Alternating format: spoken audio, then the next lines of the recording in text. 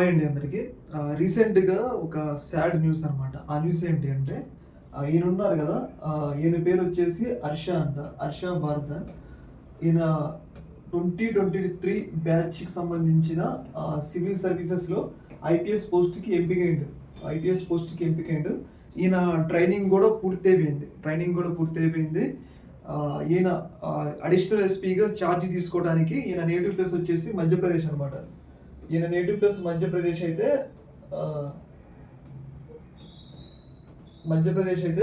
మధ్యప్రదేశ్ నుంచి కర్ణాటక, అంటే ఇప్పుడు సివిల్ సర్వీసెస్ అధికారులకి ఏంటంటే వాళ్ళ సొంత క్యాడర్ కేటాయించాడు అనమాట.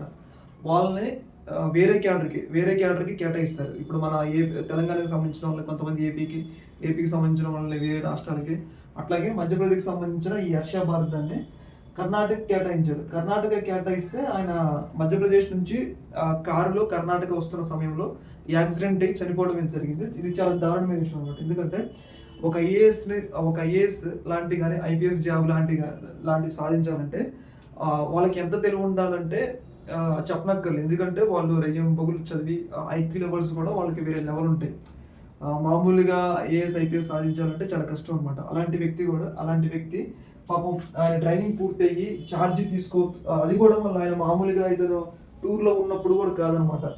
ఐపీఎస్గా ఎస్పీగా ఛార్జ్ తీసుకోవడానికి వెళ్తున్న సమయంలో ఇట్లా యాక్సిడెంట్ అయ్యి మరణించడం అనేది చాలా దారుణమైన విషయం.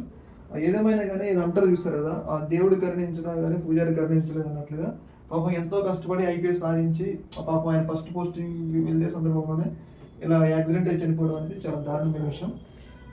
ఈ యొక్క అంశం మీద మీ యొక్క అభిప్రాయం కింద కామెంట్లు అయితే తెలియజేయండి. ఓకే మరి, థ్యాంక్ యూ. ఇలాంటి మరిన్ని అప్డేట్స్ కోసం మన ఛానల్ అయితే సబ్స్క్రైబ్ అయితే చేసుకోండి. ఓకే మరి.